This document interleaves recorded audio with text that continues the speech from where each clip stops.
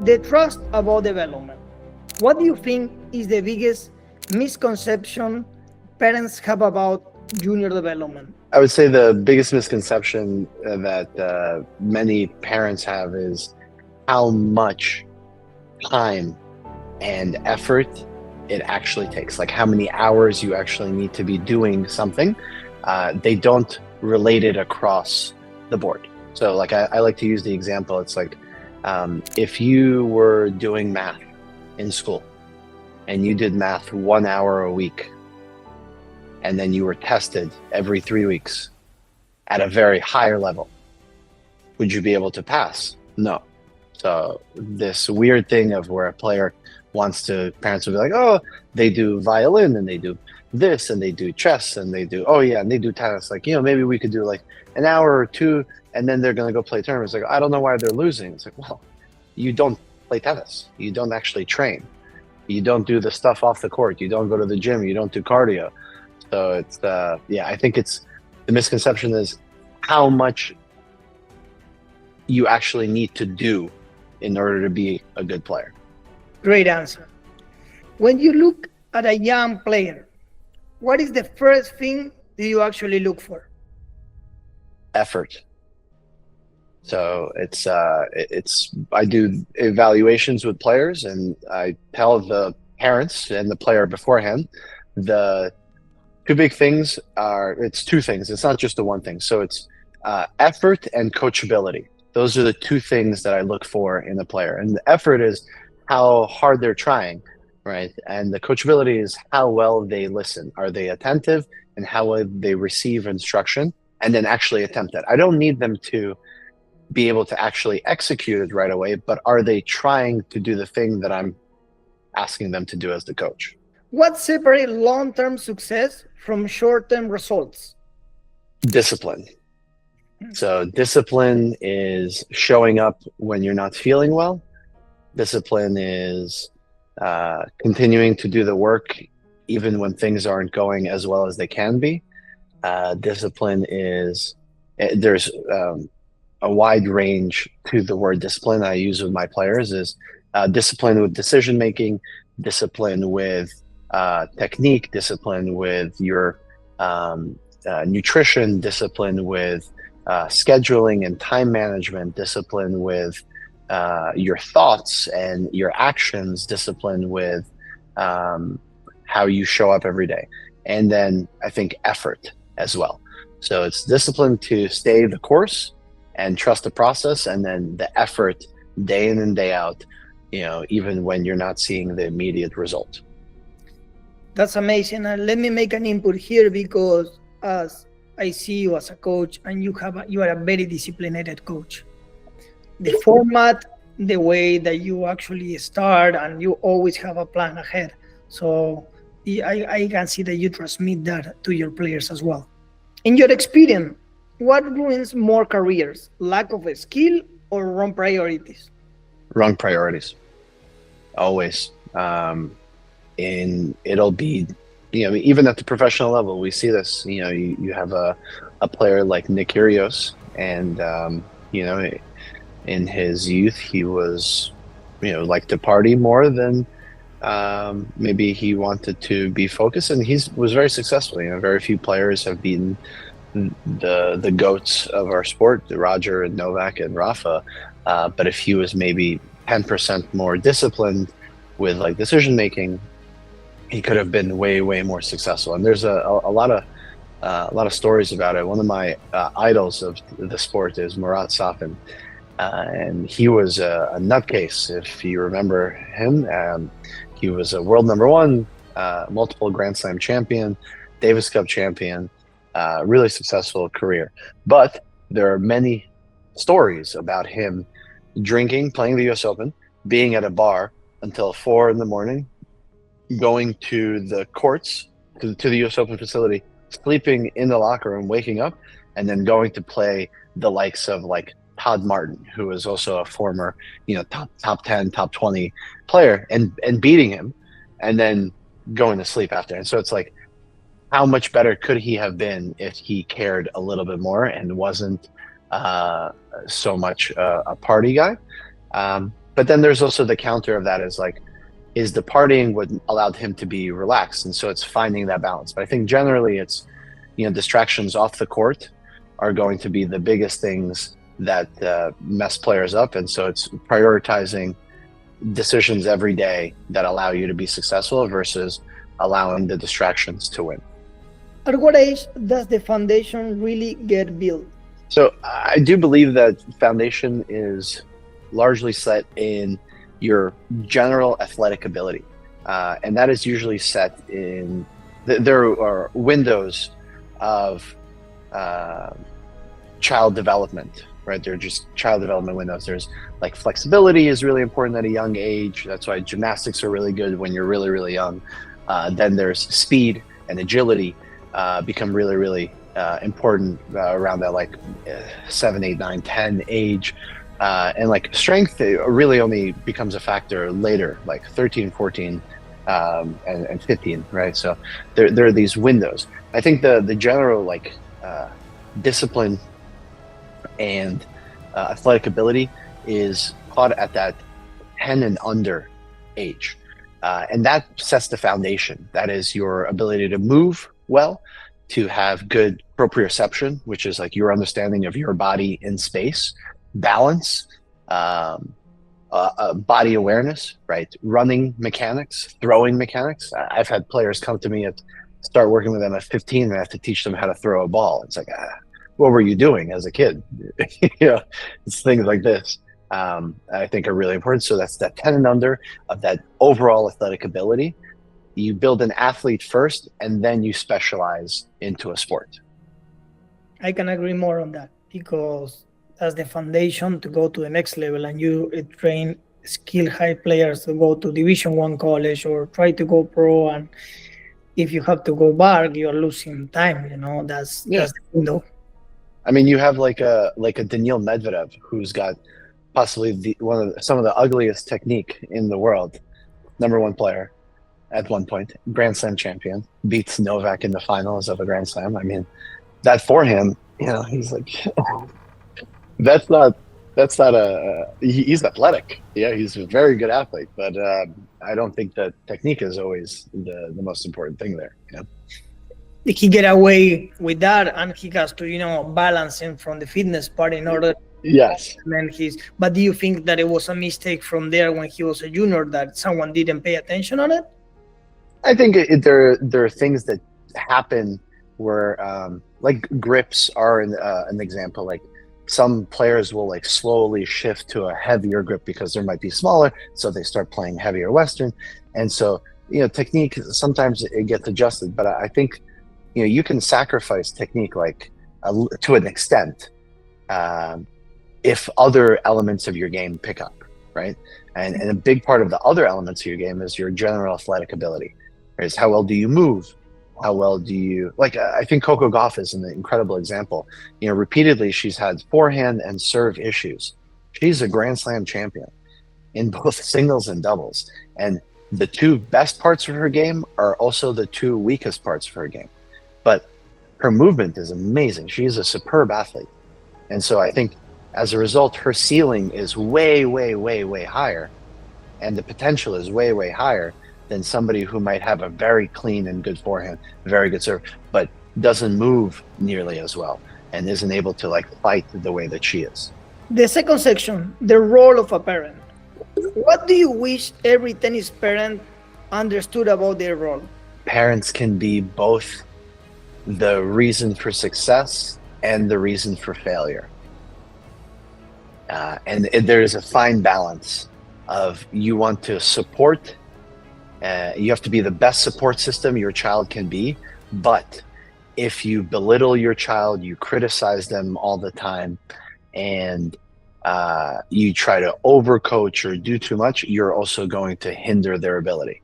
And so there's this fine line that I think being a really good support system and facilitating the training, even if you are the coach as a parent of the player, even if you are the coach, it's understanding the ability to separate coach and parent and making sure that you are the parent and you don't ruin that relationship, your child and you, for the future.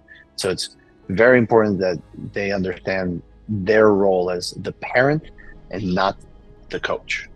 Correlation. The next question is, what is a behavior from parents that instantly help or instantly hurt a player? Talking. So it really depends on what they're saying, right? I overheard this. It was really cute. We was at the courts, and there's this little kid, Max, and he's 9 years old. Really cute kid. He's got a lot of potential. Has really great energy, and he's a good athlete. But he's missing some of the athletic things. Not the point. The point is he was serving, and he hits like a couple of really good serves, and his mom is watching him serve, and she goes, "Oh, it's a good serve," and he goes, "No, mother, that was a great serve."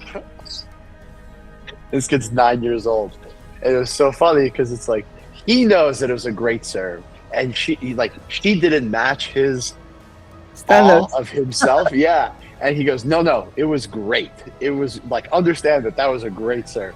And I thought that was so cute because it's like, it's a choice of your words that really can impact your child because they look up to you so much as a parent.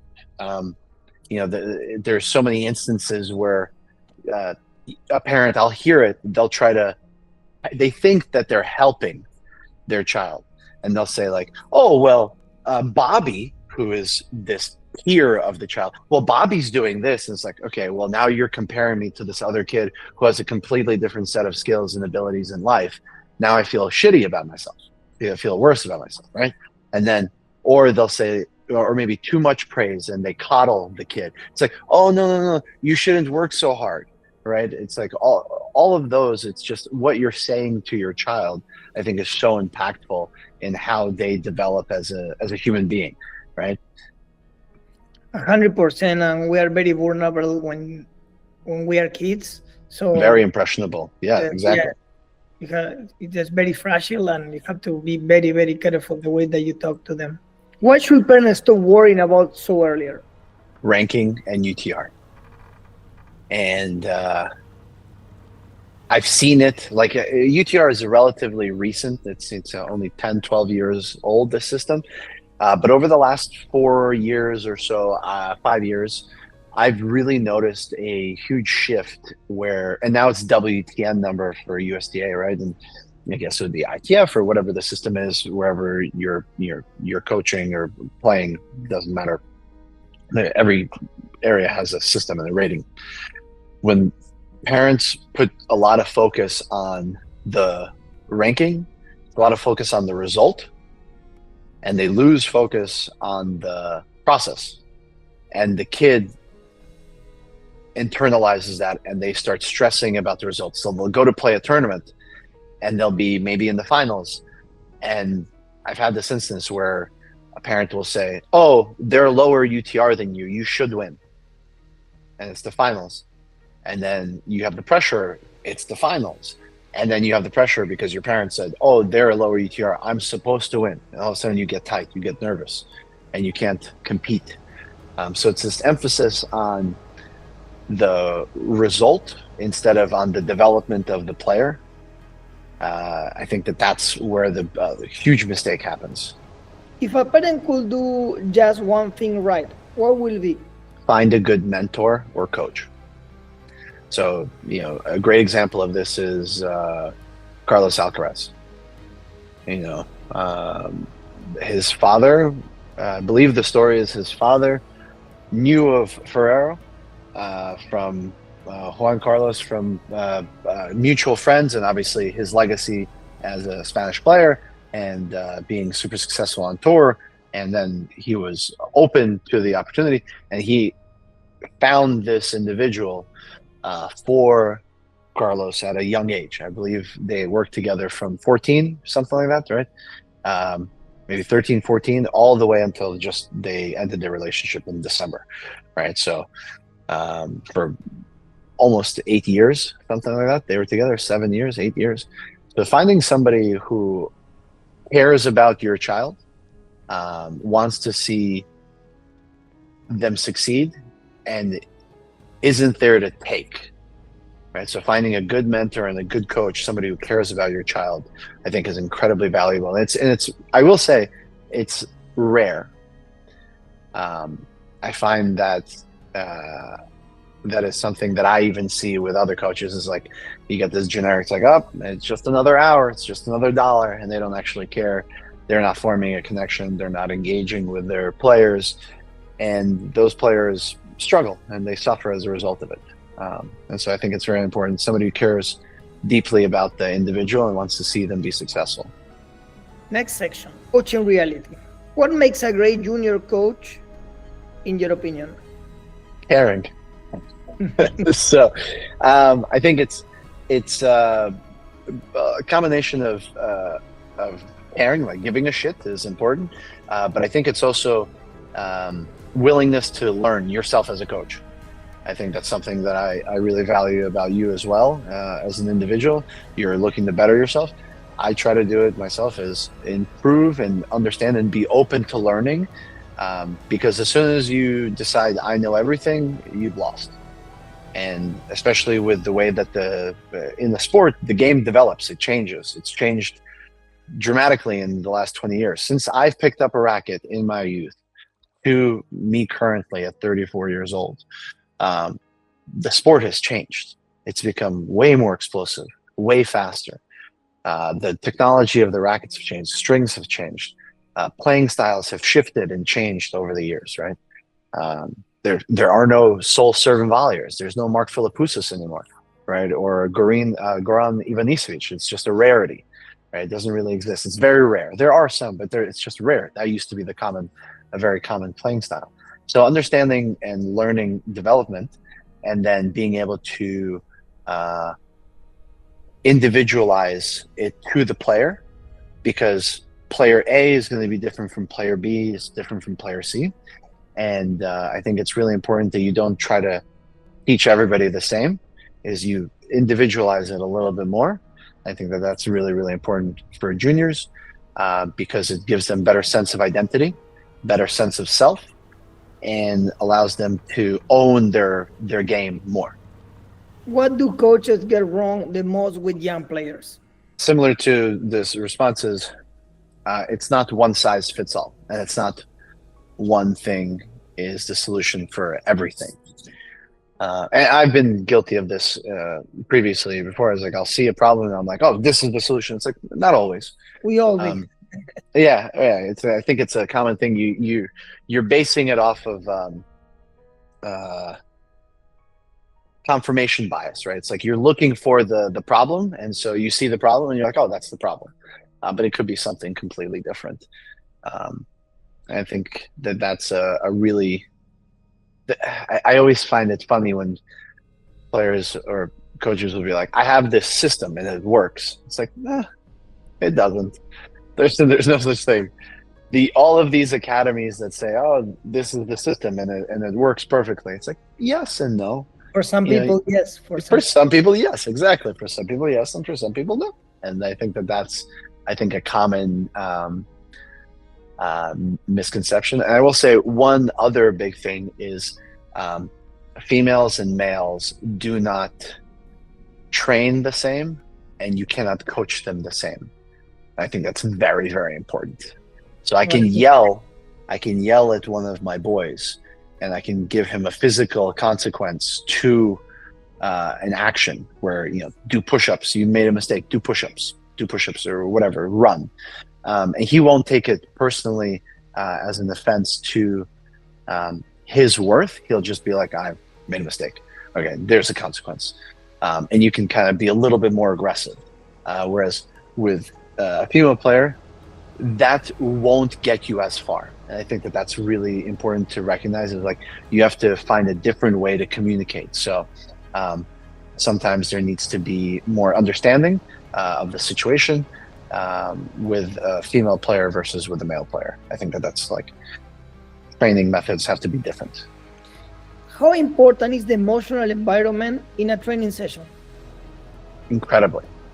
I think as a coach, if your players come to you and they're excited to see you and you are excited to see them, the quality of the training will be better. But if the player shows up and I'm so tired, or like I'm angry or whatever, they will also feed off of that. And I think that's an important part. Is like, I forget who it was, but there was a coach that I was listening to where they said, my goal is for the player not to just learn and improve, but also to leave in a better state than when they arrived. And I find that that's something that I try to do, especially with teenagers. Sometimes they don't know how to deal with all of the things that are going on in their life, emotions, hormones, all of these things. So it's really important that you are able to communicate and talk to them and have them leave in a better state. No, probably not only for tennis, for in general of their For life. life. Absolutely. What one thing that coaches should say less and one thing that they should say more? Good job. Both. Right? Or great job, or like praise. I think it less is more when it comes to praise, because if you say good job after every ball that they hit, that loses the power of the words, lose value. And then not saying it enough, it's also important that you praise the player when they are doing something very well. So it's knowing when to pick and choose. I actually had this conversation a couple of days ago. One of my players was playing incredibly well, and the father happened to be on the court, and she was executing very, very well in the specific drill, and then in the next drill and the next drill. And I walked up there and I go, wow, you are playing great. And her father said, I don't think I've ever heard you say that to her before. We've been working for 2 years together. So that was interesting. So like, using it sparingly is, I think, also very, very important. All right. I was waiting to get to this section, the mental game. What is the true root of confidence in tennis? So there is I try to talk to my players about it. I believe it comes from two elements, is quality of your self-talk and the quality of your training. So those are the two things. So the quality of your training is, are you actually doing the work? Are you getting the reps in? Are you doing the sprints? Are you lifting? Are you being explosive? Are you doing the medicine ball stuff? Are you hitting buckets of serves to the spots? Are you practicing with intention? That's quality of training. And then quality of self-talk is, are you also telling yourself that you've done the work and I trust myself, I can do it, I can problem solve, I can figure my way out of this, I am worthy of winning, I am capable of being great. Those two things together really are what confidence and self-belief are, I believe, anchored in. And if you have one but not the other, something will fall apart. You can talk a lot of shit and say, I'm amazing, but if you haven't done the work, you're not amazing. And you can do all the work, but if your self-talk is really bad, under pressure, that self-talk is going to come out. And it doesn't matter how many serves you hit, you're going to double fault on break point, because you're telling yourself, I'm tight, I suck, I'm not good enough, and you double fault, right? So both of those things have to be there. How do you help a player who lost belief after a bad match or practice? Separating self-worth from the result. Tennis is something that the person does. It is not who they are. And that is a very important separation. So let's say Bobby plays tennis at a very high level, but Bobby also has friends. He's a son, he's a cousin, he's a whatever, a brother, all of these things, right? He's a student. He likes to also play soccer, and he also plays maybe guitar, and he likes music, and these are all of these other things. He also does tennis, right? And I think that when you can separate the two, it's important that the player understands that their self-worth is not reflected by the result. And it's like, well, you even at the highest level, Carlos and Jannik Sinner on the men's side, I think they won the most percentage ever, I think, in the history of men's tennis, and they won 55 and 54% of the matches of the points in matches that they played. Half, the losing half. Like it's not that big a deal to lose, especially if you're learning from it. So you learn from your losses and you separate it from the result, and you continue down the process. What is the biggest mental trap that juniors fall into it? The UTR.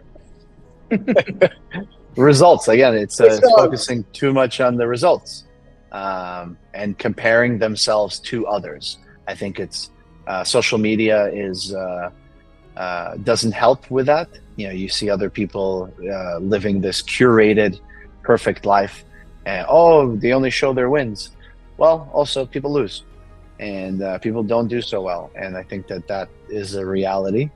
And UTR is not a reflection of worth. And people, especially young kids, tend to place a lot of value on it. What is one mental habit that every player needs before age 14? Grit. And so, I mean, we can phrase it in different ways, but it's this ability to fight and to keep working hard when things are not easy, right? So having that tenacity, that I use this analogy, I forget where it's from exactly, but if you can imagine, there's a hill and you're pushing this boulder up the hill, it's going to push you back. You can just lie flat and it rolls over you, or you can continue to push, and eventually you get to the top and it rolls over to the side. A lot of people, they push a little bit of resistance and they just fall all the way back down, or they lie flat and it rolls over them. So one of the most important things I think that a player, anybody as an individual, can develop at a young age is grit and this tenacity, this ability to keep fighting.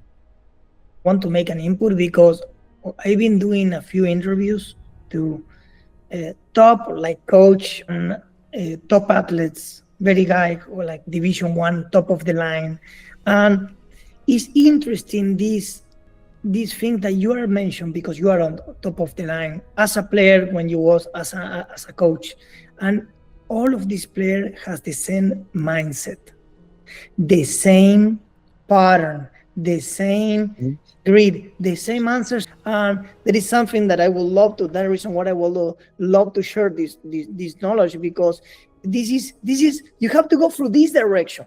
These people think like this. Maybe we can copy that stuff, Yes. and that's the blogs and all the stuff, but all the same keywords and pattern, repetition. There's an interesting quote. I also forget who it's from, but the idea is you cannot develop good character with an easy life. 100%. So you can't, good comes from difficulties, and some have more difficulties than others, and that's a privilege for some. But you develop through the fight and the struggle. You develop and you evolve. And I think I didn't have any, when you see backward, I was a terrible player. I mean, I think I lost everything what I did in life. The reason why I think I did good stuff, make a goal of something in the business, something, I didn't even accept it. I just keep moving forward. I'm so used to be knocked out. What's next? But my best player who working now in Dolce & Gabbana, and he make an insane career through this little town from Argentina that is not even Buenos Aires. And we're so used to be down there that we need to keep moving forward. We don't want to come to that. We not just to keep moving forward. All right, and we don't get used to too comfortable. We're not. We never been comfortable. I think we're so uncomfortable all the time. That's our reality. High performance, that's the next section. What separates players who eventually make it to the top levels? Grit. You see? Grit and work ethic, right? So it's the same thing. It's grit, work ethic, discipline. There's all these key words that we can use, but yeah, I think that's what separates you is you keep showing up and you do those things, and you fight and you fight and you fight. Eventually, you break through, and it might not be in the exact way that you envision that you break through, but you break through. If a talented 12 years old asked for advice, what would you tell them? Never stop developing and never stop learning. I think one of the best examples of this is Roger Federer changed his racket size, his grip on his backhand when he was number one in the world. Come on. He had already won 10 plus Grand Slams, and he goes, I could still be better. I have this opponent, Rafa Nadal, who is just using that heavy lefty against my backhand, and I can't beat him. I have to change something. And so he had to develop. He had to keep learning. And so that, I think, is very, very important. How important is self-awareness in becoming a high-level player? Tremendous. Awareness around where you are presently in the moment. I believe that meditation is incredibly important because it trains you to be aware of your present self, where you are mentally and physically, so that am I fatigued, or am I sore, or am I injured? How is my sleep? How do I feel? Am I really pushing myself? Am I really being low when I split step and I move to this ball and I load? How are my emotions? Am I angry? Why am I getting angry? What's the root cause of it? Am I losing control of my emotions? Am I rushing and not in control of that? All of those things are very, very important to managing the match, managing yourself as a competitor. So self-awareness is incredibly important. The last section, and for me, this is very important because I start my journey of being a stoic because of you. So I have to say thank you. I learned a lot through your discipline when you was posting the books, and I start my journey there, and it never stopped, and make me a better person, a better thinker, a better husband, a better friend, and I still going through the process. So this is kind of personal questions that even will help me and other people. What lesson has tennis taught you that applies to your life outside the court? Work ethic. Work hard. Work hard. And good things will come. And then I think another important thing is be a good person. Right. So that goes for, sportsmanship on the court. Cheating is bad. How you treat people, your coaches, your peers, it's very important. I think that those are the things that really carry over into the real world, we call it, right, into society, is if you are respectful of others, if you are disciplined yourself, if you work hard, you will be successful in anything, right? It's like I will say that would be the big thing. What's one truth about tennis development most people are not ready to hear? It's way harder than you think. It's way harder than you think. I like to use there's a couple of elements to this. Somebody just posted the other day the number of teams, college teams, that have 13 plus 6 or more 13 plus UTRs on the roster. I saw it and I commented. 13 plus UTRs. That is an ATP level player. Those are players who have ATP points, and there is 15 or 20 schools. 6 or more of those kids. 6 or more of these basically pros on the roster. So the level is really, really high. So the reality is that it takes a lot of work to play at that level.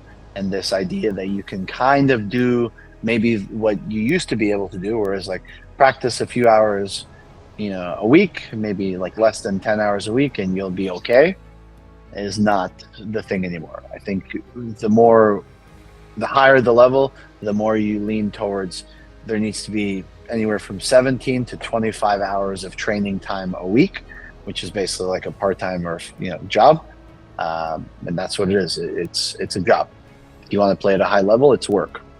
It takes a lot of work. I just got the post because a guy comment, it's not interesting. It's a page with numbers. Yeah. And I I saw it. I was like, that's crazy comment. That's a crazy comment. Numbers don't tell the whole history, but numbers matter. This is one of the things that you keep in. Yes, the numbers did not tell you how much, but you have to, in order to get there, you did something right, buddy. I mean, how many hours, and that was just. Yeah, skill is ridiculous. The level of college tennis right now is ridiculous, let alone professional. Like college tennis is insane right now. If you could send one message to the next generation of tennis players, what it would be? Be a good person and work really hard. I think that is so important. Work, again, it always comes back to it's work ethic, right? It's how hard are you willing to work? And then if you're a good person, things happen, things happen in your favor. It's not intentional. It's not why you do good things.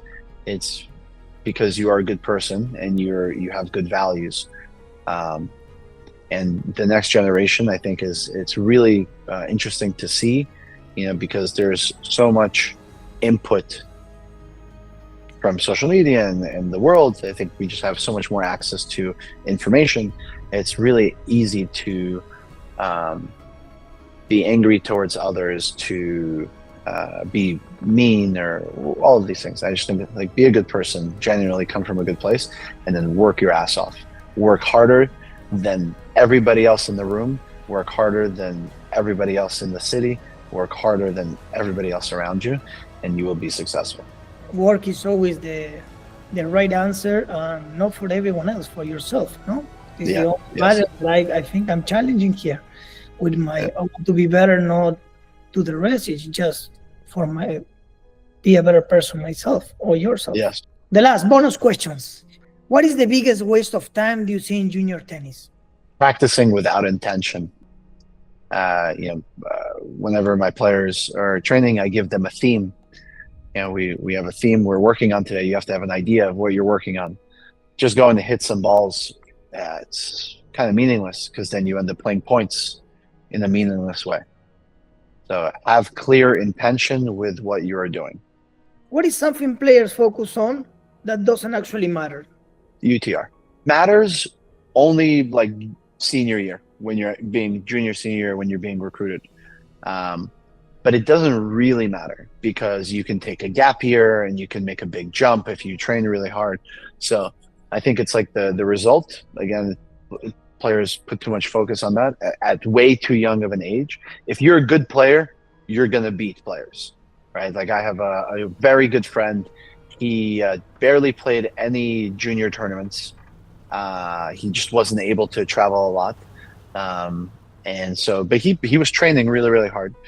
He did a college showcase, got recruited by a D3 team. He was so good, he helped the team become a national champion at the D3 level, and then was able to transfer to a D1 school, and they won their conference for the first time with him as well. And he had almost no ranking as a junior player, but he was a very good player. He played local tournaments and he would play matches, sets all the time, but he just wasn't able to travel very much. Just parents didn't have the opportunity to do so. But he worked really, really hard, trained the right way, did a lot of good things, and was successful in the end.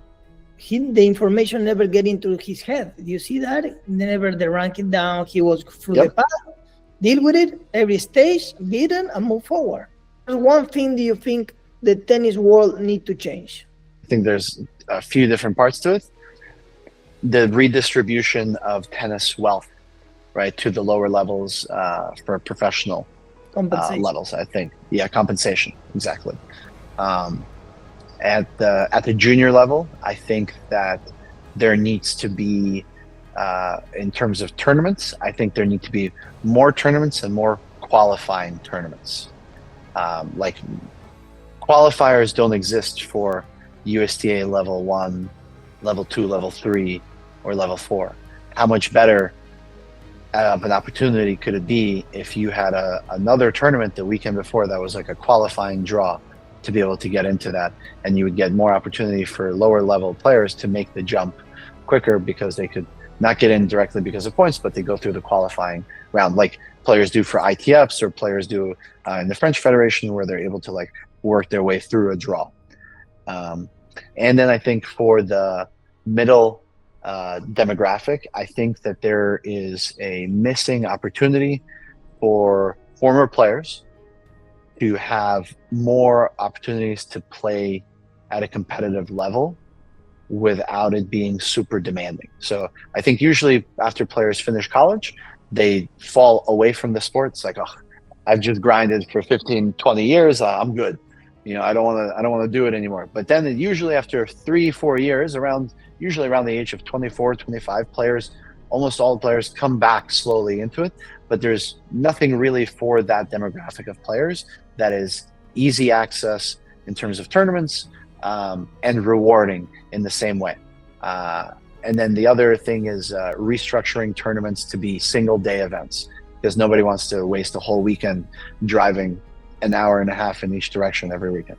So if we can make single day events, more of them, I think you would have way more opportunity for both that young adult professional and for juniors, because parents don't want to sacrifice a whole weekend to drive back and forth for a USDA tournament. That's why UTR match play has been so successful, because it's a few hours, and redistribution of wealth for the compensation for the professional tour.